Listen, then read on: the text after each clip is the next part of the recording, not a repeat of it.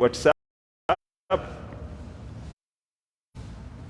kati nti zirwenda kyenda mwenda kati asembeyo okuweereza yabaliraanye wano abaweereza edda babali eri wansi ate ejjukira tulina n'emirimu naye setwekkaanya bwe mba nfunye obudde ntunulamu kuzimba nsobodde kati oyinza okuba obikudde mesigi y'omuntu eya Sheikh Taha bwoti ngenda Okwanukula nofuna koolo bw'ogenda ku koolo bwoti nekudivatinga kati ogenda okudda bwoti ng'ogyerabidde kale mesigi yange yagiraba naye teyagiddamu nali nkyagiraba nenfuna ekyanzija waawo bw'olaba ngirabye nesigiddamu ddamu ogitesting eddemu ebeerenko akalaga nti sinawe gikebera ekomawo waggulu tuli fena kati ate oba okyali awo n'ojja ogwa ku baana ab'obuwala ab'effujjo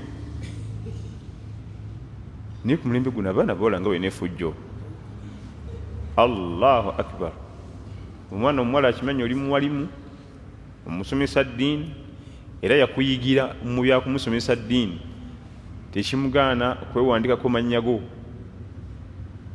naye ku ebifaananyi yabikuweereza nawandikawo n'amanya neyetunuzaamu serefi nomugamba nti naye gwoweereza bino omumanyi nti sikakasa nti omumanyi kubanga omumanyi tiwandimuweereza bino tya musomesa waffe atusomesa ddiini tusomesa hadithi za nabbi Qur'an kyate gwoweereza bino kubanga amateeka biri bye musoma byokka biraga nti olina mumuweereza bino naye alina omusaayi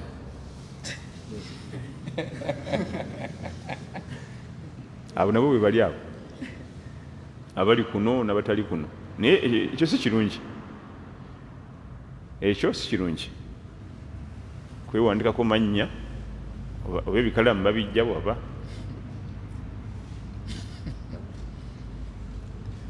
wabarakallahu fikum kakati tetusobodde kgenda mu darusi ya leero aya za siyam tujja kuzimaliriza wiiki ejja insha Allah era darusi ya wiiki ejja yeggalawo ila baada Ramadan tugenda kukwata ku asila leero eddakiika zino ezisigadde insha Allah. Naam. Assalamu alaikum warahmatullahi wabarakatuh. Wa alaikum assalam. Imam nsaba kumpa ku sahaba eyayogera hadithi egamba nti kozesa ebintu bitaano ng'ebintu bitaano tebinnajja. Hadithi egamba nti ightanimu khamsa qabla khams, wenyagira ebintu bitaano ng'ebitaano tebinnaba kujja. Eyo nno hadithi tesangika mu bitabo bya hadithi, mu sahihaini terimu, Bukhari ne Muslim terimu, mu sunanu zonna ennya Tirmidhi, Abi Dawuda, Nasa, Ibn Majah terimu. Eri Mustadrik al-Hakim yalita hadithi eyo. Ebitabo ebisooka omukaaga al-kutubu as-sitta, ebitabo omukaaga nga sahihaini Bukhari ne Muslim ne sunan ennya tebagireeta. Naye sijjukira laawiwa hadithi naye nga gyeri eyo. Mumanyi Sheikh gweta Sheikh Hussein Amir Kato? Twali tunoonya naye hadithi eyo netubula, netwawukana kumbe ye yakiteekako yasula atunula nga noonya hadithi eyo eririddawa. Ffe netugenda netweba ye otulo twamubula nakka mu library sawa nga munana ogwekira nkubira njiguddeko nemugamba nti wedda kiki nti osina kuwummula ku wedda nnoonya kiki. Nemugamba nti ife twabivuddeko dda kati otuzikusiza na mutulo nti nze twambuze kijja kityo okubanga hadithi eno ba khutaba bagitandikirako nnyo kutuba zaabwe nnyo naddala ba beginners kubanga ekola bulungi kutuba ebiweddeyo yonna naddala ng'olina bulungi ebigambo bye booti. Hadithi eyo yokka ekola kutuba namba dakiika 3+ kijja kityo okubanga emanyikiddwa nnyo bwetyo nga ine simanyi weeri ye kyamutwalira obudde bungi nekimumalako emirembe n'agiyigga yamala gigwako naga kati ngenda kwebaka. naye sijjukira rawi wa hadithi eyo. Naam. Assalamu alaikum warahmatullah. Naye nga hadithi entuufu, hadithi eyo ightanimu 5 qabla hams shababaka qabla haramak wa sihatuka qabla maradik, ganyira mu bintu 5 ng'ebitaano tebinnakutuukako, obuvubuka bwo ng'obukadde tebunnajja,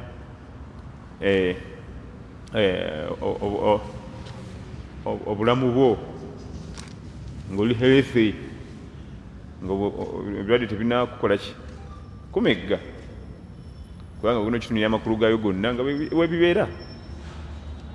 Tayimu etuuka nga wandyagadde okugenda okusala ku muzikiti etalawiya nga mutabani wange wensanza bagamba, wallahi nga omubiri tegukyasobola, naye nga li omubiri gwalinga gusobola nga oli mugayavu. Yenjawulo wakati wa kasilan ne ajuz. Ajuz kitegeeza kulemererwa, obwongo buba bwagala ng'omubiri tegukyasobola. Obwongo wangi eri mutarghib nedda tebazibala bwe bati hadisi ate agende teri mutarghib. Hadithi baba bazoogera batandika ku ebitabo bimaama, kati umdatul ahkam simama, bulugh maram simama, ezo mukhtasarat funza mu busamari. Naye ebitabo bimaama bya hadith, sahihain, sunan, maajim, masanid, ebyo bayita bamaama kati bazaala ate kati ebyo. Kati ate bw'oleeta bwekityo erimu bingi, ojja tutuuka ogambe n'akatabo akalala nti ne mu katabo bwe kati mweri, ne mu safina tunajja mweri. Naye twali twogera ku biri biki ebizaala bino ebisigadde. Kakati twali tugamba ki?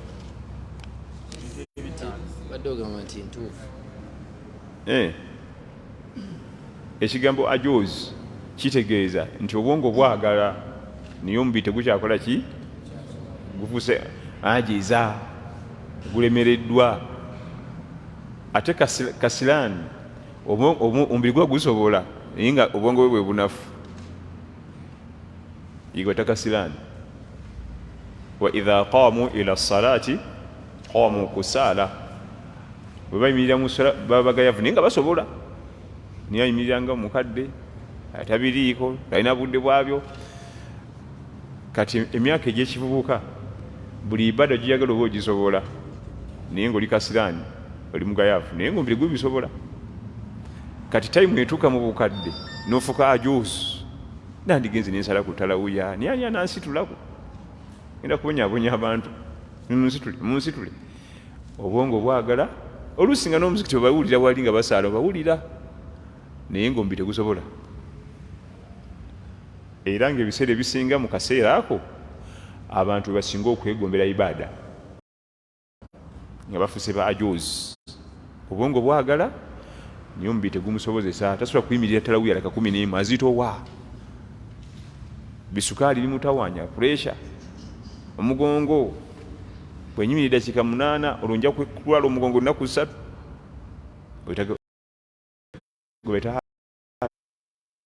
ajuz, kiva mu hajiza, omubiri gumaze okulemererwa naye ng'obwongo bukola ki, bwagala. Era tekimugaana kulaba mwana wa buwala nga muwala mulabikidde bulungi, omukyala agala muwoowa naye ng'omubiri era tegukyabisobola, obwongo bulaga kirala n'omubiri gulaga kiki. Kati hadithi eyo yali egera ku nsonga ezo, lema kubeera kasirani, omubiri gusobola gwate weegayaazagayaza. Bwe kubanga omubiri gukyasobola ola ebyo byegusobola. Naam. Sheikh ono yataddeko ekya sheikh naye ekigambo sheikh mukyewale nnyo. Obulamu bwonna nkukubiriza okwewala ekigambo sheikh. Agamba nti bw'osaala tarawe lindamu naye ffe situwulira nsonyi kugamba tuli bamasheikh nga ne juzu 5 toyinza kuyimirira awo n'osoma juzu namba nga tolina wotunudde. Gwe towulira nsonyi kweyita sheekh nga tosobola kuyimirira bwoti n'osoma juzu amma neggwako nga tolina wotunudde. Kale oba sheekh obujjawo. Tukwatibwe ku nsonyi jamaani. Lwaki tukwatibwa ku nsonyi nga tosobola kugamba nti nsobola okusoma hadisi ne ziwera 3 nga ziva wano? Tekibangawo musalafu salihin nti sheekh yali alabikiddwako mu basooka b'abalongoofu nga tasobola kuyimirira awo n'asoma ejuzu nnamba n'agisula wali nga talina watunudde. Ng'oggyeko kale omujjukizaamu aya yange badde zifaanaganye oba ako ng'era Qur'ani bwe mugimanyi. Bo tebaakirina ekyo. Ffe bakomediyani abazanyi ba drama ffe tubireese. Sheikh Kabir naam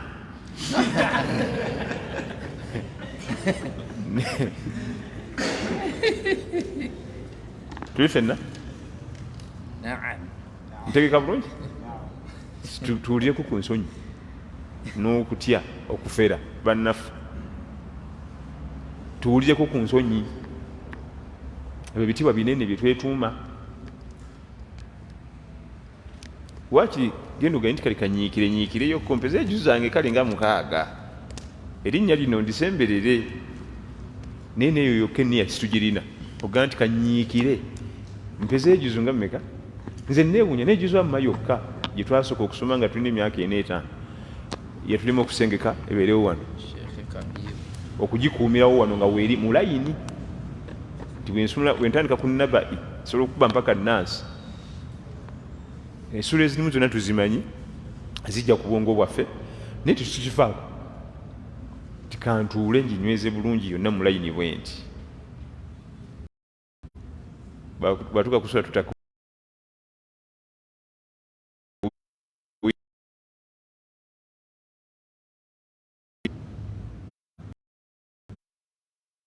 takwiri mutafifin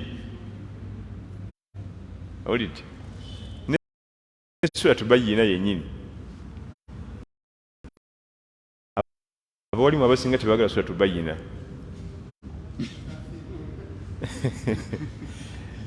Kwange lwaki kasita olaba nga bimutawanya biti sina budde bwebyo ate nga eyo yonna okuwa obudde obungi esobola okutereera kati noleta kafirun.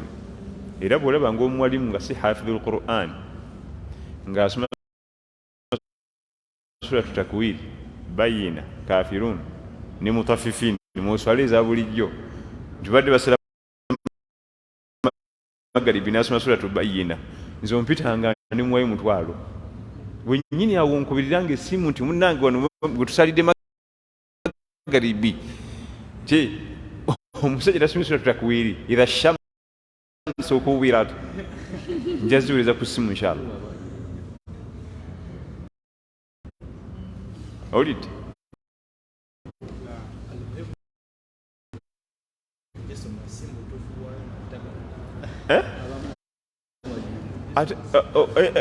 ate okugisoma anagisoma otya mu magaribi nga teteredde bakujukiza emirundi 30 olwoba ogisomye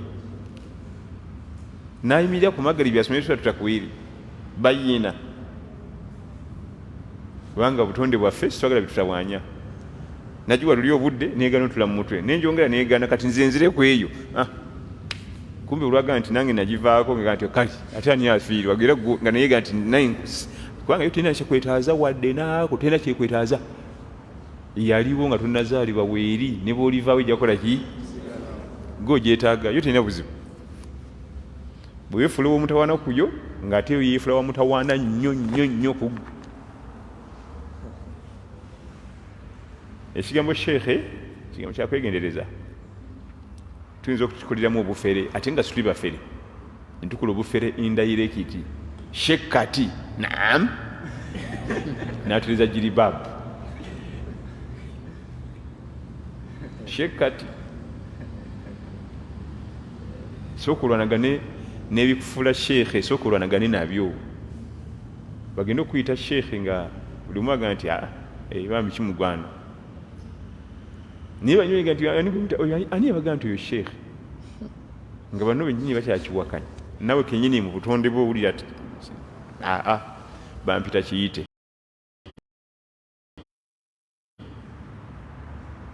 ebisookerwako omuwalimu byalina okusooka okufunza Quran. Ekisooka tiraawatano bonna babikola nga sobola okusomawo oba yakwata oba tiyakwata wonna kasi bakulaba ti nsoma so si nti awo situnulangawo lwaki kati va mu buwalimu baba asobodde okukwata ate ekyo kyekisinga. Ekyokubiri nga tewaliwo swalimu omuwalimu alina kuba dynamic magaribi nti esigisobola nsobola dhuhuri kyokka ate bamalaga nti nze ndi sheekh magaribi sigisobola nsobola kiki dhuhuri. Lwaki magaribi agitidde Qur'an yabitegee kati gendo gitereeze ani aganye kubanga esobola okutereera. Batunyumiza oyo sheekh kubeta Adil Salim Al-Kalbani. Adil Salim Al-Kalbani Allah musasira amutukumire Allah yamugezesamu n'ebigezaawo mabegakaawo mummanyi oyo Imam oyo mudugafu tiyali hafidhul Qur'an nga tati n'obuwalimu talinaamu wadde. Allah alitabula esirumu baimamu ne babulawo bonna ku muzikiti we yali awangaalira magaribi etuuse ani anatusaaza muteekeyo omuddugavu oyo webatera okugumaaguma abo wena emitima emigumu nga tebamusindika mimbali nga atejjukira nti bali emizikiti egyabwe si gyejaffe emizindalo giba supa emizindalo gyabwe buli kimu kiraasi yenna yatoba entuuyo just kusazala akameka n'akankanira mu swala n'asoma Al-Fatiha nga baddayo mabega gishima biganye nayongerako ate nno nga Naasi na Falaki ze yasoma agenda okumaliza esswala yenna nga atonya mazzi ate abantu bonna ne bayomba swala yaffe agyonoonye yenna akankana bukankanya yasoma Naasi bamujjukiza emirundi nga 6 bwe yamaliza naga naye banna kijja kityo kubanga sisobola kuswaza bantu olwo mu biseera byalina emyaka 27 egy'obukulu kijja kitya oga nti sisobola kusaaza swala eno era akeesatu n'aleeta enniya n'agenda wa sheekh kati naweta akabanga era nga kawanvu tayimu nejjeetuka Imam bonna ne babulawo oga nti ani atusaaza ti omuddugavu oli nti muleka mwe temwaliwo oluli oyo okugendayo wakirinze neegenderayo yatutabulatabulawo nesala yaffe yinza okuba yafa ne banoonya agendayo nga tewali. Kalbani n'atambula ebigere 1 2 3 muzindaalo naga istawu yasaaza magaribi olukiro ne lutuula ne bamuteeka ku baimamu yasaaza magaribi olukiiko ne lutuula ne bamugatta ku baimamu b'oku muzikiti gwabwe. Baimamu badde ne bagamba nti singa mubaddewo omusajja oyo ng'asaaza mubadde temudda kuddayo kutusaaza mubadde mwena kwejja kumweka ku bwaimamu oyo yabaafuuka. Ajjukira nti bwaimamu bweri tebulinga bwaffe nti awo ayinza okukuba ekikono era kutola mugaati gwange bo basembeza musembeze wane waffe tayagala kuddayo kusembeza muzindaalo gwe abantu bagenda bonsinga Qur'an kati bonojja wano mugaati gwange nze najjawo mugaati gakookerako bintu ebimu binnyoyo wallahi mwono nefanywa nesigala balisiwe bali tebalingaffe bamwaniza bwaniriza niya yava mu kuba nti bamuweleza emimbali ento ne zimuyitamu kakati ne batambula ye yennyini yabinyumya ne batuuka mu Ramanzaani anti wabe nga toli hafizi tosaaza nti muzeeyi musajja mukulu dawa debbali ma tahfadhu Qur'an kamil yalina agizo nga 8-10 gwe debbali tojja kusaaza naddayo naga nti etalawu yenneme etya naddayo waseeka we etalawu yenneme okusaaza naddayo waseeka we omwaka Ramanzaani eyaddaako bateesa mu lukiiko nti ye Sheikh Kalibani tasaaza engeri gy'atali hafizu nti ani yebagamba buuza woyagala gwe yonna woyagala buuza ng'agimazeeko naye nga weebityo bwe byajja. Sheikh Abdallah Muhammad al-Matrud yali goalkeeper mu Evira ne Express eze Saudi Arabia Abdallah Muhammad al-Matrud nga musajja muddugavu era yaliko best goalkeeper of the year n'atwala award naye nga alina eddoboozi ddene. Omu ku bamasheekhe abaali basomesa Qur'an yamugamba ekigambo ekyasipaakinga okukyusa life ye.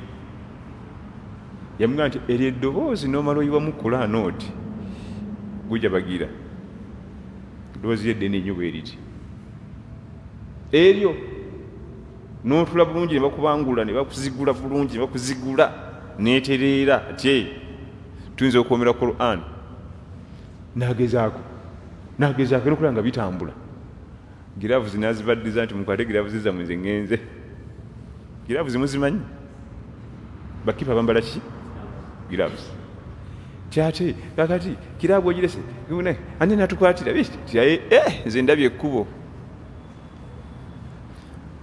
Nawa Qur'an ebiseera kati omu ku abawulirizibwa okwetoolera ensi yonna, abaddugavu, abazungu, baani, bawarabu bawuliriza musajja oyo mukyadi origini ava kyadi. Musajja basibuka mukyadi awo naye nga kigambo bugambo kubanga okukwatira agizo bw'oba musajja mukulu tumuyita wa myaka 8-7 basobola okukwata omwana w'emyaka 9-10 bamutwalira akwatire vira. Baba basajja baki ekitone nnyo 19-20 naye musajja yamugamba bugambi nti gwe tomanyi nakyolina eryo eddoboozi eryo. Allahu akbar, olina ekitone ky'amaanyi. N'agenda alabe ekitone kye kye bamugamba kumbe kyali gyekiri nga Allah kiteekateeka ddakiri eyo kirinza onajje afuweko enfuufu akibikule bwati n'abikula. Kizibu nnyo ga nti otamanyi Sheikh Abdul Matrud n'abalankuyanja bagatagatta obulago basome nga ye si bwe guli Allah amusaasire naye yafa. Allah amusaasire. Lwaki ndeese ebifaananyi ebyo nti byonna bisoboka. Kalibani myaka 27 yesuliramu jjulume n'agamba nti lwaki magaliba ennema.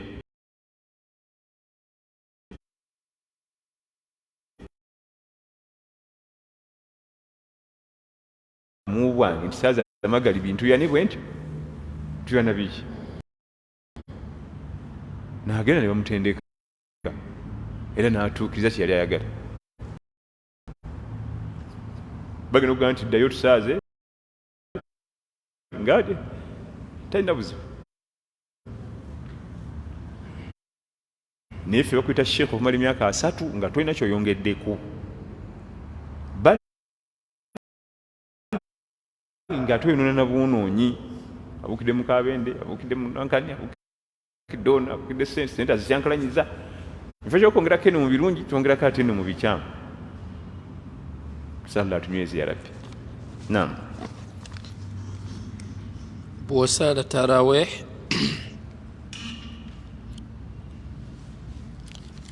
nsaba kuntangaza ku tarawih raaka 11 ne raaka 2. Ekigambo kyakira omuwendo gw'ettalawiya kirimu ebigambo 2. Ekisinga okubanga kyo kinywevu inda salafu salihin raaka 11 olwa hadithi ya Aisha radhiyallahu anha etulaga nabbi teyayongeranga ku raaka 11 ate ndala egamba 13 yasalanga raaka 13 sallallahu alaihi wasallam tiyasuusanga 13 ate nga mutugamba 13 fe tusala 11 anti nabbi sallallahu alaihi wasallam ye bwe yalinga asaala yatuukanga kumpi ne salatu subuhi yasalanga layiri mpaka kusala kiki nga subuhi esembedde kati bwe yamalirizanga eya layiri ng'asala kabuli ya subuhi kati 11 gattako 2 ziba mmeka?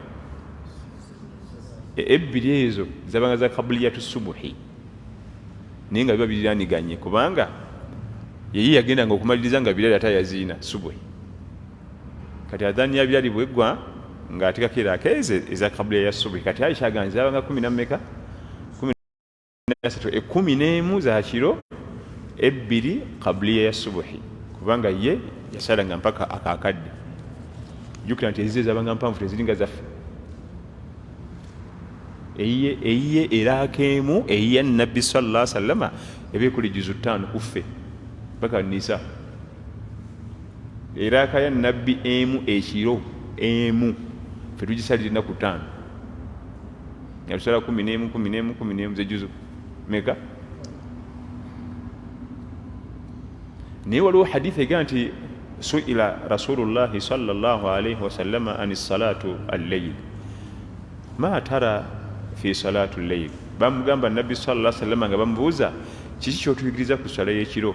Faqal mathna mathna fa idha khashiya ahadukum as-subha salla wahida tutiru lahu ma salla. Esala y'ekiro ziba rakeza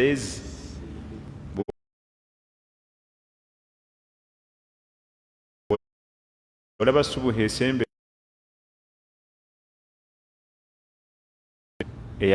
abamanyi eraga nti omwendo mugule amaanyigo mathina gwekuba 2 gomanyi gyonookoma.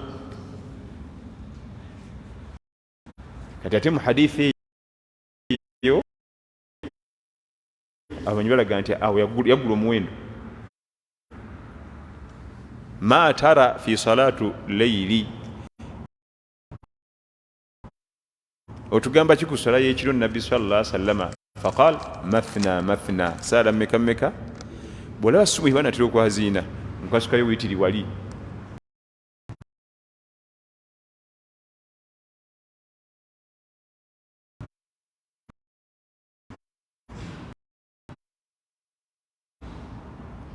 Tulifenna? Kati fe abafiqihi tukugamba amatidde nekiri talina buzibu n'amatidde nekiri kyomira ku ssaawa 7 gw'emisana genda agenda n'agamba omusawo we n'amukyusa n'amuzza ku 7 gw'ekiro asobola okusiiba. Osobola okunnyonnyola omusawo wo nakukyusiza schedule kwotambulira mu kumira eddagala kisoboka. Abo nno be banja ennyo naddala myaka 4+ abasinga batambulira ku madagala sala tusaase. Naye osobola omusaba nti okusinzira nti musajja musiraamu ndi mukyala musiraamu ate emisana mba nasiibi nakukyusiza. Kati noono abagambi bano bamuwa eddagala okumira ezo bamukyusiza essaawa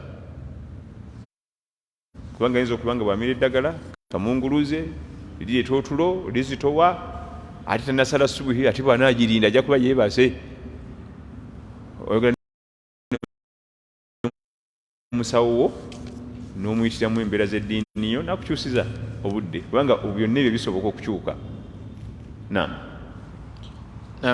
Nzikirizibwa okusoma Qur'ani nga ndi mu nsonga z'ekikyala? Omukyala ali mu mbeera ze ez'ekikyala akkirizibwa okusoma Qur'an eyo gye yakwata mu mutwe gy'alina oba ku ssimu, naye masul mushaf asharif okukwata ku kitabo ekitukuvu Qur'an al-Karim nedda. Naye era nakyo kirimu ebigambo bingi ebyabamanyi wali abagaa nti kikkirizibwa okuba nti agikwatako. Kirimu ebigambo 3 abagaanira ddala nti takwatako mu Qur'an asome eri mu mutwe. Abalala ne bagamba nti akkirizibwa oba obeerawo obwetaavu.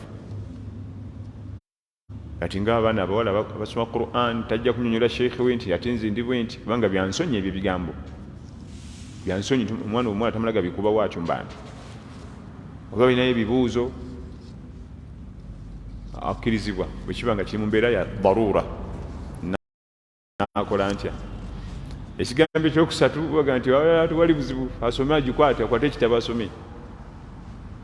Qur'an yennyini ng'ali mu mbeera ze z'omwezi akwate asome. Twasomako hadithi ya Aisha, kana an-nabiyyu sallallahu alayhi wa sallama yattaki'u ala hijri fayaqra'u al-Qur'an wa ana ha'id. Aisha tunyumiza nti nabbi sallallahu alayhi wa sallama yassanga omutwe gwe ku kugulu kwe kuno ku kisambi. Nabbi nga yeebase atadde omutwe ku mukyala we ku kisambi, naye nga nabbi ali mu kusoma Qur'an kyokka ate nga nze ndi muhayif. Naye jjukira nti awo watadde omutwe wennyini waliraanye embeera gy'ayogerako weeri, naye ng'ate nabbi akimanyi nti ono omukyala ali muhayif n'asoma Qur'an. Kati ekyewuunyisa ate eyo hadithi bonna gye beesembesa abagaana n'abakkiriza. Osaagana edduniya mwana wange, abagaana omukyala osoma Qur'an ng'ali mu mbeera za haidhi, eyo hadithi gye beesembesa, n'abakkiriza beesembesa eyo.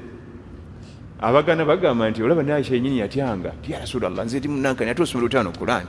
Amakulu Aisha alinga akimanyi nti wa haidhi tasoma kiki, kati gwe otadde wano ate osoma nga kimweraliikiriza. Kati ate bali bagamba nti ate kyennyini Aisha ali ategeeza nti wa haidhi asoma, ate ne bba yamuteekako wano n'asoma, kyategeeza. Bonna beesembese. Nabbi sallallahu alayhi wa sallam yali mwami wa mukwano ogutagambika eri bakyala be, ogutakyaliwo leero, nga mwami omujja wayinza okuddawo mbu ateeke ku mulabe we omutwe kwe kugulu. Aduuyi nanfutubanga ne baaduuyi waka tannamuvumaavuma bivumo, n'oli yennyini aja ati nomala ogumuteeka kabuza nti leero omusajja ono leero abalaka ki? Atadde wano omutwe baba ayinawo obusente bwe aga nkireka era kubba sente zange. Baba ayinawo obusente bwe aga nti kambongereyo ansalira amagezi. Naye weewuunye oyo nabbi sallallahu alayhi wa sallam ali ne munne waka awumuddeko. Fe baga nti tuli ku nkola ya salafu salihin ng'omuteekako ddi omutwe mwamu bivumo n'omukakkanya, ye ng'obudde obujjeewo bubeera awo. Togenda n'onyumyamu emboozi eri ne bakwano gyo, tulina budde bwe. Naam. Bw'osaala taraweehe n'ozukka ekiro osaala otya era oleeta nniya ki? Oleeta nniya ki? Anti gwe otubuulira nti ekinzukusiza ekiro ngenda kusaala kino, gwe omanye enniya yo. Gwe tumanyi byogenda kusaala. N'okwata ssente n'ekikapu n'ogenda mu katale ng'obuuza bane nzize kugula ki? Gwe omanyi ovudde waka ne ssente zo n'ekikapu kyo. Gwe omanyi byoza okukola ki? Okugula, ffe situmanyi. Bw'osaala etalawiya n'ozukka ekiro oleeta nniya ki? Gwe gimanyi gy'oyagala. Naam. Assalaamu alaikum. Alaikum salaam. Okusabira edduwa zenjagala mu swala kiri kitya, okugeza emmotoka, ennyumba n'ebirala? Bwe ziba za sunna tewali buzibu lwakuba mu lulimi Luwarabu. Bwe ziba za sunna okkirizibwa, eswala eza sunna eza faradha ziveeko, saala ye ezizo onyonyoliremu ebyo by'oyagala. Naye ate okunnyonnyola ebyo atereezezza esswala obulungi ennyo, anaaba nga tayogedde ebyo byonna byonna yasinga. Okudda ku Allah omuttotolera by'oyagala kanyukuta ku kanyukuta, renti, fees, medical, food, shelter. Essooka byonna by'oyagala bimanyi. Era kyobalaba Anbiya alayhimu ssalaam bo tebattotolanga. Nabbi Ibrahimu alayhi ssalaam teyadda mu muliro, ayi Allah nyamba omuliro tegunjokya, ntaasa omuliro, teyabisinya nako.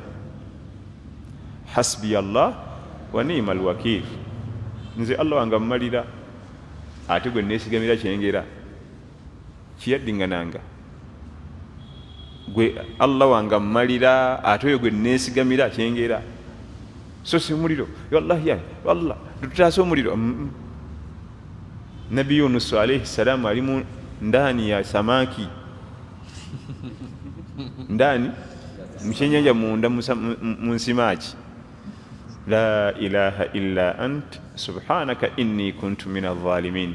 Teri kisinzibwa mu butuufu mu biriwo byonna okujjako gwe Allah. Wayawukana naye nkakasa nze neryazamanyiza ndi mu bali azamanyi. so sinzize mu kyennyanja kintwala kimalawo Allah ntaase ekyennyanja kino tiyasinye ku kyennyanja ate okuta otulabire ennyo biri atenderezaamu Allah asinga kubanga byeweetaaga bikola ki abimanyi n'okukusinga gwe bw'obimanyi abimanyi n'okusinga gwe bw'okola ki tulaba ebintu bingi mu bulamu buno omwami omu yali yalina omukyala nga balina kasente ng'omukyala amupeeka amaka sente weziri lwaki tutujja mu muzigo sente weziri nga balina obulamu bulungi abaana buli kimu kitambula buli ng'agenda agula amaka olunaku lwe bayingira mu maka tebaddayo kufuna mirembe wadde okukwatagana n'omwami kyebudega nti gwe byoyagala omusaba akumanyi n'okusinga gwe bwobimanyi yali nga amusaba maka ti Allah gaga gakuwadde ate namujjako emirembe era omukyala yakyatunaga nti kale eri muzigo twetuna emiki emirembe mu muzigo atumanyi n'okusinga ffe wetumanyi nti oluusi amaka g'osaba akugye muzigo akuteeke mu maka ate tugenda kukomba kuki ku mirembe wana tuwadde nkyakulesi bali akalembereza ffe tuwonye mu buzigo fe omuzigo tuwonye balandirodo tukonkonanga buli mwezi tikale fadda atumanyi kati okusinga okuttotola emmotoka n'ekika kyayo n'emmodo n'amafuta g'enyo oba diesel oba petroli byaki ebyo yongera adhikaari yongera mutendereza abimanyi naye tekigana biteekawo oba olumu naye nga ba ambiya alayhim ssalam wa ayuba idh naada rabbahu anni massaniya ash-shaytaanu bidurrin wa nusbin wa adhab واذكر عبدنا أيوب إذ نادى ربه أني مسني الشيطان بنصب وعذاب أي صاد أنبياء وأيوب إذ نادى ربه أني مسني ضر أنبياء عليهم السلام سورة أنبياء عليهم وكتيكا عليهم السلام سورة أنبياء عليهم السلام bweriba erinnya lya ssuula nga linnya lya nabbi alayhi salamu kaba ku surati yusufu alayhi salam surati muhammadi sallallahu alayhi wasallam surati ibrahim alayhi salam tokyogera bugezi surati ibrahim nedda shepe ziteekeko shepe zikole ki olaba wano waffe ne balitayadi era baziteekako teritayadi gundi ate bwaba yalitayadi lwaki tetukajjaako yali tayalinga n'ekyepe era ekola ki bagiwanika kate butedduwa z'aba ambiya alayhi salam ne nabbi ayubu alayhi salam kubanga nabbi ayubu naye yafuna ekigezo kyamaanyi mu bulwadde naye teyalingaawo wallahi ya allah obulwadde yalinga mu adhikaari hatta batugamba nti nabbi ayubu yalwala buli kimu nekiggwawo nga ekiyungu ekiriko kyokka ekyamanyi ku mubiri gwe kiri eki lulimi olusoma adhikaari ngaebira byonna binafuye ebiyungo byonna byanafuwa nga n'amaaso sayiti efudde n'amatu okuwulira kukendedde naki n'ennyindo nga simaire ekendedde naye nga alina ekiyungu ekikyali ekyamanyi lulimi yabanga ku adhikaari so si allah ntaasa obulwadde allah adhikaari. Naam. Tulina ebitabo by'eddiini ebikadde n'empapula za Qur'ani ezayulikayulika kyokka ekifo tulina kifunda tuzikole tutya? Tubikumako omuliro naye nga biri byokka tobitabuka ate n'otabikamu gasiya omulala ebisasiro by'emmere ebisaaniiko biveera byo bikuŋŋaanyizibwa byokka Qur'ani eziyulise netubikumako omuliro evvu ntuliziike watukuvu oba mu lusuuku n'osima n'oliteekamu n'obikawo so si mu dustbin kubanga dustbin nkyafu n'abaana ebitabo byabwe basomeramu nga temukyabikozesa bewanikamu oluwarabu oba mulimu bisimillah mulimu aya za Qur'an mulimu hadithi za nabbi sallallahu alaihi wasallam obikwata n'obikuŋŋaanya n'obikumako omuliro byokka totabikamu birala totekamu SST ne mathematics ne biology totekamu biyenje bimwasse n'emirimu gy'emmese zemwakute n'amasanda ihtiraman okuwa ekitiibwa ebigambo bya Allah okuwa ekitiibwa hadisi za nabbi sallallahu alaihi wasallam era kyakwegendereza abazadde amu babikasuka abascrap ne babironda ne babukolamu bupepa baaga ne basiramu abantu muwogo ne kabalagala ogenda okulaba bakodde muwogo mu kapepa baaga kuliko bisimillahi rahmani rahim ekyabulabe Allah rahman rahim mebasiba kabalagala Allah rahman rahim mebasiba kabalagala ne muwogo tubikuŋŋaanya ne tubiteekako muki omurro abiwaffe eri baguta murro. Naam. Nabbi sallallahu alayhi wasallama yayogeranga ki oluvannyuma ng'esswala ekimiddwa ate bwe yamalanga okutoola salaamu nga tannaleeta istighfar yayogeranga ki? Istawu wa atadilu wa tarasu wa suddul khilal. Ebyo bigambo biri thabit binywefu okuva ku Nabi Muhammad sallallahu alaihi wasallam. Sawwu sufufakum fa inna tasfiyata as-sufufi min timami as-salah. Ni yarhamni yarhamkumullah teyahatikangako etadiru ebigambo ebizotegeeza mu Luganda mwenkanenkane mutereze ennyiriri musimbe bulungi ekigambo kyonna ne watuzese mu Luwarabu naye nga amakulu gaakyo gavaayo nti mutereze ennyiriri kibegabega ku kibegabega.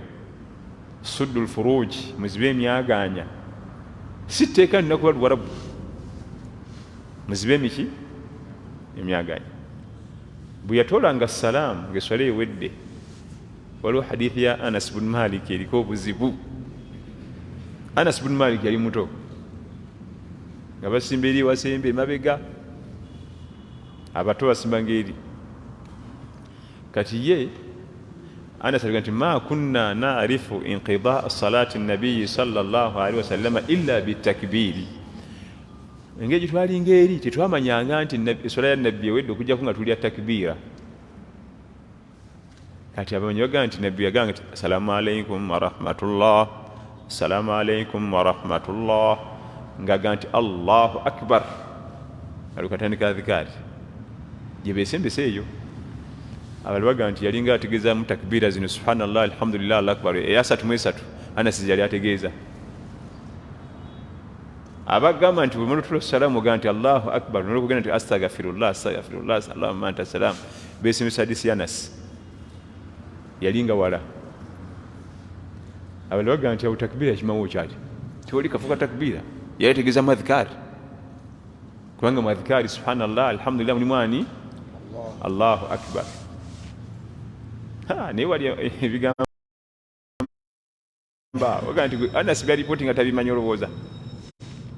Anas byalipooti nga subhanallah alhamdulillah Allahu akbar tabyawula ku takbira. Anas goyinza obyawula osinga Anas gwe. Era salafu salihin abasinga bagamba nti awaliwo takbira awo olwa hadithi ya Anas bin Malik eriweegi ekisiba kyonna eti kyawo assalamu alaikum wa rahmatullah assalamu alaikum waliwo takbira. Abali bagamba nti yalinga yagamba nti illa bitakbiri takbiri nga ategeezamu adhikari baada as-sala astaghfirullah astaghfirullah allahumma anta salam minka salam wallahu a'lam. Kakati abayizi baffe kitwagala ennyo tubawe twagala nnyo tukuwa ebigambo bibiri olime kuddawo wallahi bida shaitaani nja kumenya omuntu. Okimanyi lwaki onaakoze kino bakyesimbisa bwe bati kino kati ng'okuzinga omukyala mu sande ezisukka mu ssatu abeesembesa nti omukyala mubaako ne jiribaabu n'akakaaya then olwetezira esande essatu tumanyi we bajja. Era bamashekhe abakunga bafawuzani ibn Uthaymin bagamba nti idha sahha alhadith hadisi ebeera nga ntuufu bamuzinga mu nnyingi. Era ne beesembesa nti olw'okuba nti omukyala ye ne mu bulamu akozesa engoye nnyingi okusinga ezizo kubanga alina ebifo by'ensa ebyokubiika bingiko okusinga gwe.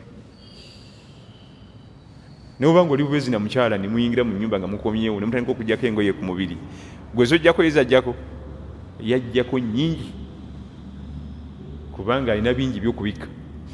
Kati nga bwatusinze engoye mu kwambala mu bulamu ne mu kufeera alina ebyokubika bingi, katusinze tuli fenna. Era nze bwe nasoma ku kigambo ekyo namatira nnyo nakyo omukyala nendaba nga nengenda n'ekigambo kyabaga nti aba nesanda nnyingi okusinga ffe kubanga alina ebyokubika biki bingi. Ffe obika kyeje emitayimbwa gy'amagulu obikamu ki? Abakyala bo balina ebyokubika biki? Kati ekikulu nnyo okubanga oli mugazi mu nsonga tomenyeka nnyo. Lwaki mulese nankani shadi egambe sandeezi nga bwe tujja okulaba mu Bulugh Maram mu Kitabul Janaiz insha Allah hadisi tujja zisangawo. Kati kikulu nnyo okumanya notamanya kigambo kimu, notamanya kigambo kiki kimu, nobanga omanye ebigambo ekisuka ku kimu n'ogaziwa mu nsonga. Weewalanga nnyo okuluma ejjiiko ku masala nga toli mugazi mugo, oba wetemeddeko wekettaka. Weewalanga nnyo okuluma ejjiiko ku masala nga tuli mugazi mugo. Lumu nadda wano netugenda eyo mu darusu esaidi z'ekyotera, tulinayo darusu naye mabega nali nkyasoma nabuwalabu ebiseera ebyo. Kati nga maini eringa wali naye nga maini emmotoka zidduka nnyo nnyo, ne bagenda bakuba ente, emmotoka ekuba ente nejjako ekisambi n'ekikasuka ng'eno gye tuli, naye ente n'ensigala nga namu. Twalina abasajja abagenzi Sheikh Sekimpi, Sheikh Shirya, bwe twali nabo kumpi bonna baafa bukolo bwe twali nabo. Ng'ogyeko ndowooza Sheikh Murtada Bukenya gweka gwenda bawo nange. Naye nakulabira amasala ku kisambi ekyo kiriibwa tekiriibwa, ente yo yasigala namu. Nakulabira ekigambo kye bayita masala bakikube mu sefuliya tukirye nti ani akulimba eyo mayiti kiri haramu okulya ebifudde byokka nti ate efudde ensolo yirindamu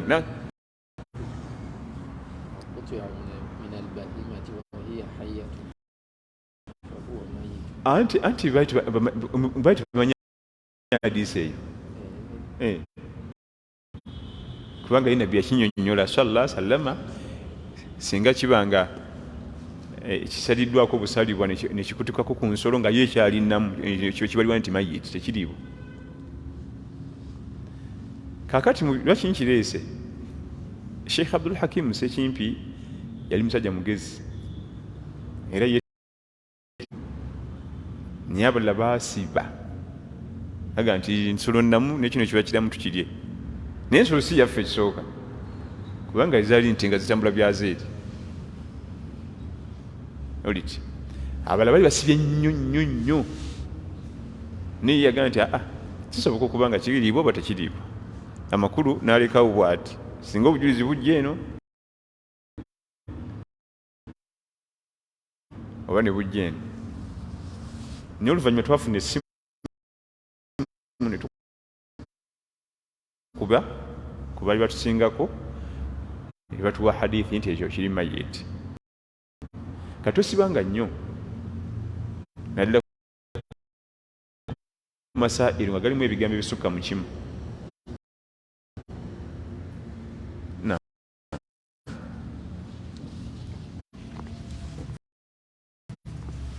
Imam, ebifaananyi by'essimu nabyo tebikkirizibwa?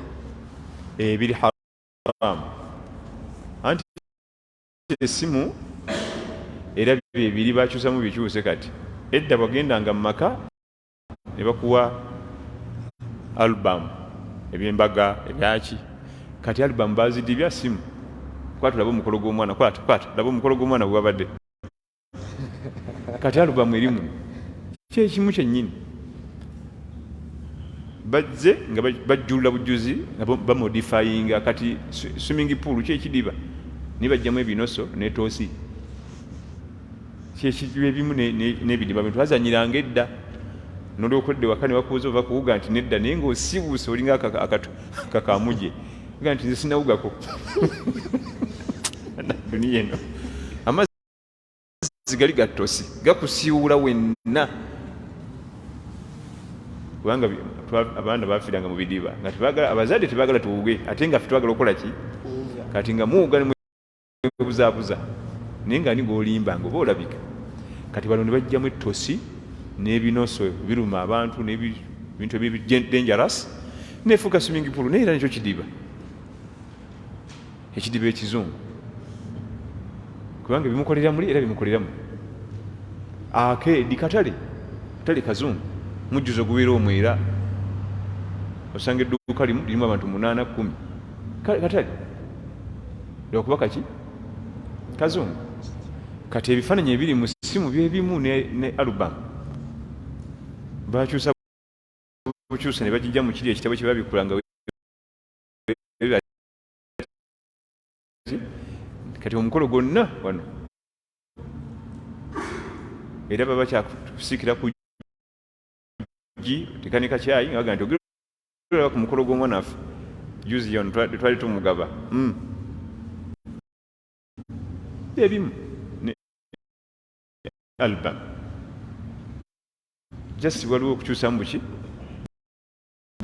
bukyusa mu ntereeka yaabyo era biri haramu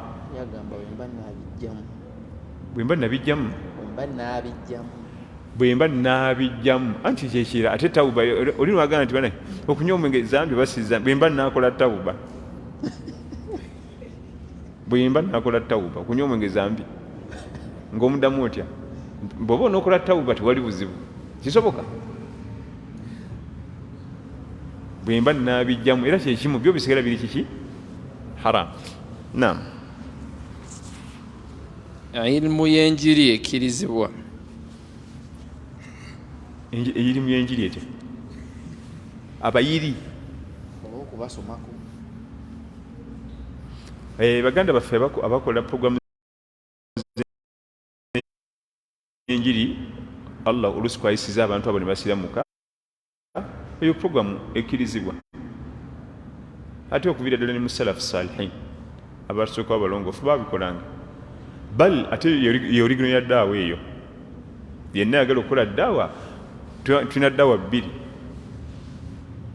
waliwo ddaawa ey'okuyita bali basale layini badde eno kati ate eno newawe neyaffe ey'okusomesa mu mizikiti eya ummatul qabul abamaze okukkiriza bannabbi allah gye batumangako yeeri eyabayiri okugjayo bali badde eno eyo origino tebifenna eyo kakongolire eyo era eyo tesaaga erimu n'eŋŋumbi n'amayinja kyolaba batwala nga kaguddeyo kati okola daawa eyo ekkirizibwa lwakuba bannaffe bagikolamu ensobi zetulina otereeza naye so si nti kiri haramu bannaffe bagikolamu ensobi ng'omusanga mugazi nnyo mbakoliinso n'ebikola by'abatume nga byonna yabikwata biri wano naye nga basoma alifatiha oza musiraamu yatodde shahada ggulo oyinza okuluza nti shahada yagitodde ddi ggulo naye nga gwolaba oyo bamuzalya mu busiraamu era mwakulidde oluusi nga ne bano allah kwayisiriza ne basiramuka bayiga Quran ne bamuyita nako ekyentegeeza kyekiriwa nti eyo nsobi nnene anaakola ddaawa ey'enjiri alina kusooka kwekakasa Quran al-Karim bal nga ne hafidhu al-Quran bwekiba kiganye kale akwateko hafu naye bagayalirira nnyo Quran al-Karim yonna neziika neggwawo naye nga bikola by'abatume kalayini kanyiriri ku kanyiriri kanyiriri ku kanyiriri akootinga kana akootinga kali akootinga kana akootinga kali ya subhanallah ayiwali ensobi ennene omuntu anakola ddaawa ateekeddwa okuba nga ekyokulwanyisa kyalina ekyamaanyi kitaabu allah tuli fenna naye kakati ate okugamba nti mubijjawa ne nabbi sallallahu alayhi wasallama twasoma no hadithi ya Abdullah ibn Salam yali omusoso yali omumanyi waabwe tetwagisoma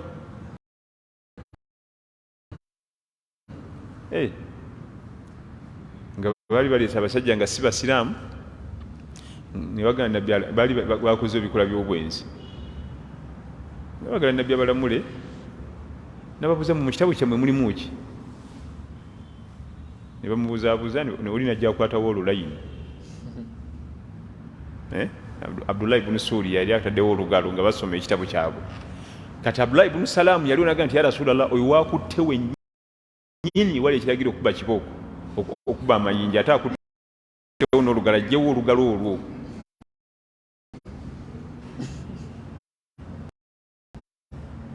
fenna yabuuze mu kitabo kyammwe kigamba kitya ne bakisoma waliwo n'omu ku basalafu bamutanga Abdullahi ibn Baqillani bamutanga Abubakar al-Baqillani yali musajja mu Iraq nga mukugu nnyo mu fiqhi mu hadith hafidhul Qur'an naye nga si muyiri mulwadde Abubakar al-Baqillani yagendako ku dayologo yonna neweze dakika 5 nga tebannagiggalawo kasita akwata omuzindalo bw'ati anti wena genda kutula shahada yali mugezi muzibu abuuza akabuuzo kamu nga tewali musumba ayinza kanukula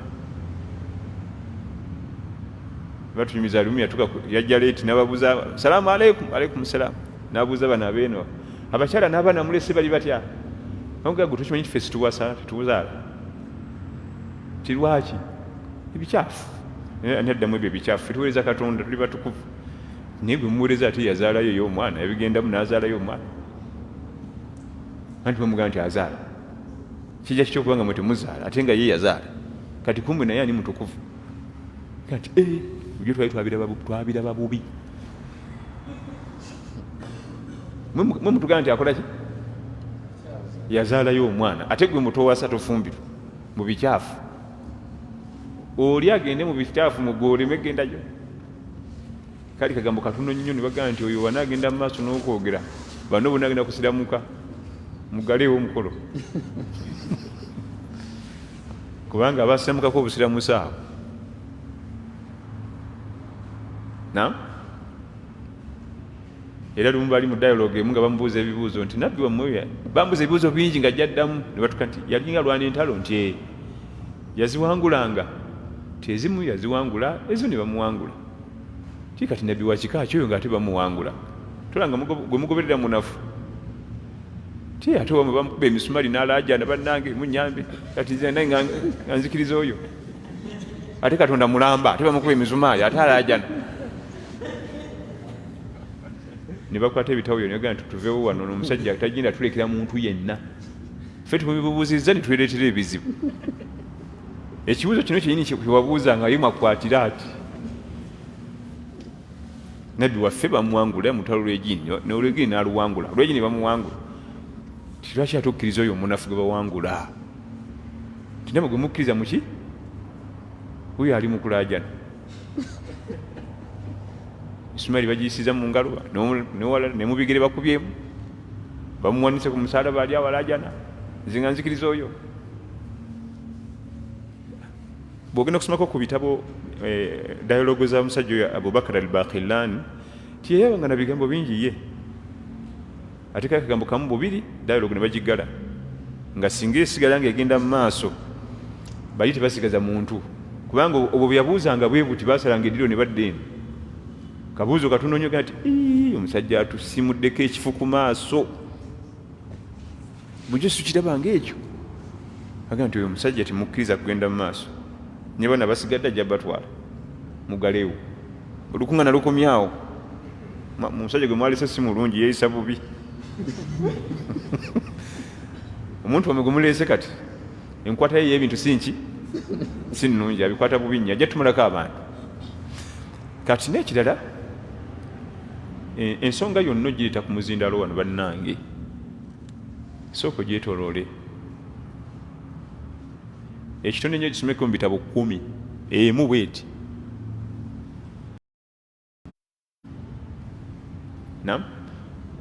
weewale nnyo okubanga olinaka okuggyako nga obisomye ku mumanyi naye naddala ensonga ya fatuwa nti ekyo kiri haramu ekyo kiri halaali ezo fatuwa ezo zakwegendereza ziyinza okukufuula omusomesa omubi. Tetuganye fena tuseerera teri ataseerera naye weegendereze. Twagenda Kaberebere ogenda tukayisingiro waliyo sente y'abasiraamu abapya ate omuvuka nako ate omuzindalo abasiraamu abapya bali awo abamu nga batusinga notusinga bakutte Quran nga tunana nakukwata balina ejuzu 8:15 n'agamba nti ebyenjiri bifu n'abasiramukira mu njiri tebasiramukanga. Abasajja abakiga ne batabuka olukiga ne lukaaba ndi mujuzu 8 ngamba tabu josi sala swala zonna zensala ramanzani zenakasiiba senta netabuka aveyo ku muzindaalo darasa bazikomyawo bagende n'okugenda mwabajje Kampala nti bazze no tutabula ffe tugenze eri kutabula bali babaleese babatoza shahada basiramukidde mwezi enjiri babategekedde batandikira okusoma ebisookerwako batuddeyo bakutte ne Quran nga olabira ddala omusajja yakyuka. Ebigambo byakwegendereza sala tusaasire ya Rabbi tekinago tukakkanya n'ogwo wabula kugezaako okutereeza inshallah. Ekibuzo ekisembayo sebo abuuzizza abaddeko online ku mukutu guno abaddeko online ku mukutu ogwo omukutu baguyitani ogwo gwe tuliko Umma Uganda omuyizi waffe ali ku Umma Uganda ku online tukwebaziza nnyo okuba nga otugoberera. Barakallahu fikum wa jazakumullahu khair. Kati abuuzizza ekibuuzo kibadde kitegeeza nti omwami yakkirizibwa okunywegera ebifo eby'ensonyi ebya mukyala we. Kakati ekigambo ekyo nakakiwulira emirundi ebiri. Bwe twogera amannya g'ebitabo oliyanga kati ebitabo tugamba byaki fitudde wali mu kidaali nakasero tugenda mu wino kutunda ngoye zaffe ebibimbaga ebiri mu kitabo mujalo gwa munana bigo bimanyi ffe tuwe kubunamula. Bwe twogera bitabo tebiriyo ebyo. Waliwo ekitabo kita fatawa imra'atun muslima kya mujaladu gumu. Fatawa imra'atun muslima okufulumya fatwa z'omukyalo omusiraamu. Okwanukula kwa fatwa z'omukyalo muki mulimu Ibn Baz, Usaimin, Fauzan, Alibani. Babikuŋŋaanya madarasa ag'enjawulo nga bamashika babyanukula ne babitungamu ekitabo nga biri ku mukyala yekka. Naye ekitabo ekyo kyagazibwa mwalimu ebibuuzo bingi mpaka mu bedroom mpaka kuyingira mu bedroom mu buliri munda mulimu ensonga nga bakkiriza ensonga eyo.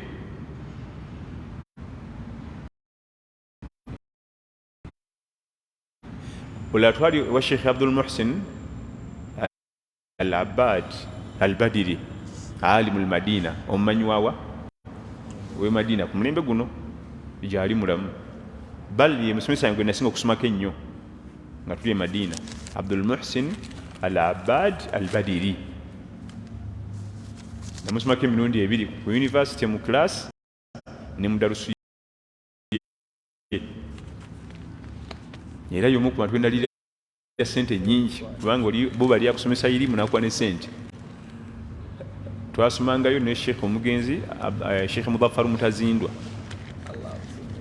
Allah musase yatugendako ennaku ezo mu COVID nga batuwa sente. Kati amanya gange nze Ahmad Sulaiman Kyeyune. Kati Ahmad gegama kumanya agasooka bagabira mu alphabetical order nga ye Mudaffar Idris mu mimu nga alina kuba kubasemba ate babanga bangi babantu nga 3. Kati nga ankeereya nnyo kubanga nina omulinda tugenda mumoroka emu nze nga nfuna ezange nentuulawo nindeki aba mim babeera eri wasemba Mudaffar era nga muga nti singa edirisa lirisooke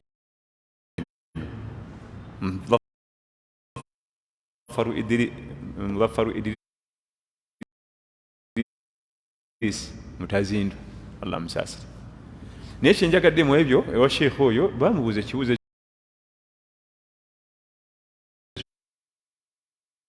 nga tuli mu haramu ye Madina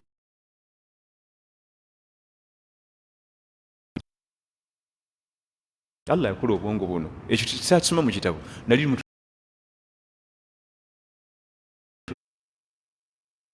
mutunulidde butunuzi bwe nti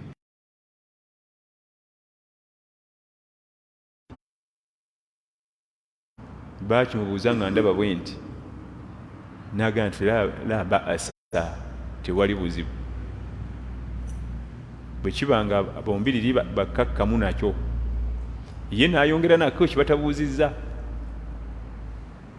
amalusu gano mugala ge tunamukamwa ffenna tukakasa nti akamwa kaffe kayonjo si bwe kiri naye ne kakutana n'owandaawo osobola gakwatamu era bw'okikola oba mukyafu waliwo ebintu ebitubeeramu bwe kiba kikyali eno munda kiba kiyonjo bwe kifulumamu ne kidda wali kiba kimaze ofuuka ekikyafu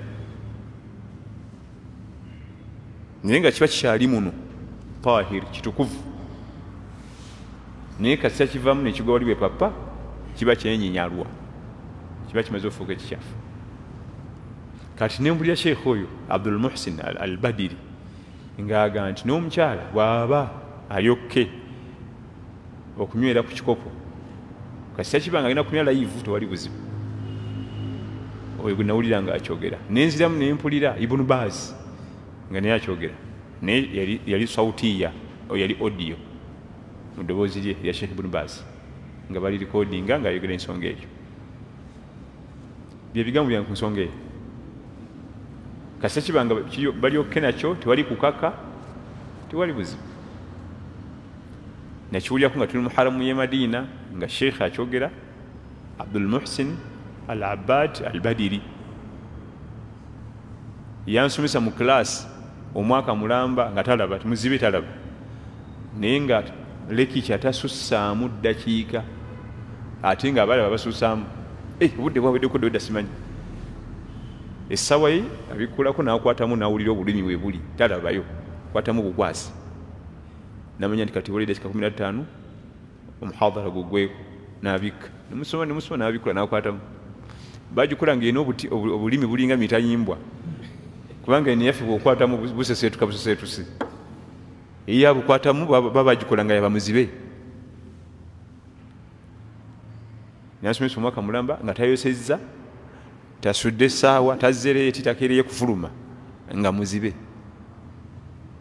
ngajja atya abasajja babatira babakola kuba abana alina dereeva alina mutambuza bamusasula kubanga eyo asset kiba kyabugaga kya ggwanga ewaabwe gyokuma okuba neirimu oba kyabugaga kuteeka era bakulabirira era oyo gwe twogerako nga baba bagenda mu hijja emuuka jamu enaakwata yayita eri poliisi emwerekera nemuyise nemutwala talina kulwa mu jamu kubanga kyabugaga kya ggwanga lyabwe naye kati ensonga eyo bwetu wefaanana eriko ebigambo byabamanyi era ewandikiddwako nebitabo ebisukka mu kimu tekina buzibu abafumbo okukozesa puroguramu eyo Allah yatugamba nti nisaaukum haruthun lakum fa'tu haruthakum anna shi'tum waqaddimu li anfusikum owewuweeka alinga ennimiro yo ogenda mu nnimiro yo nga bw'oyagala ebbanga lyomala nga temukosa okuggyako bye yatugaana okuzanyira mu bisaawe ebitakkiriza kuzanyira mu mupiira yabigaana ebirala byonna kasambanga mulyokke nabyo alhamdulillah abo basajja bafawuzani bababuuza bibuuzo bafawuzani bababuuza ebibuuzo ebimu nga otyo bisa mukama n'abyanukula kyengambye kiri nti amalusu gano bwe gavaamu ne gadda wali gaba gamaze gafuka kyennyalwa kitegeeza nti omukyala aba ananywera ku kikopo alina kunywa live so si kusooka kuyiwa wali wabbali amazzi nalyoka aganywa alina kinywerako live kubanga gamala ovaamu mu kikopo muli gaba gafuse kyennyalwa naye biifo gaba matukuvu bwabanga alyokke nakyo wallahu alam tujja kutandikiraawo al-usbu al-jai wiiki ejja era nga wiiki ejja insha allah iggalawo darusu zaffe paka ma baada ramadan ربنا آتنا في الدنيا حسنة وفي الآخرة حسنة وقنا عذاب النار. والسلام عليكم ورحمة الله وبركاته.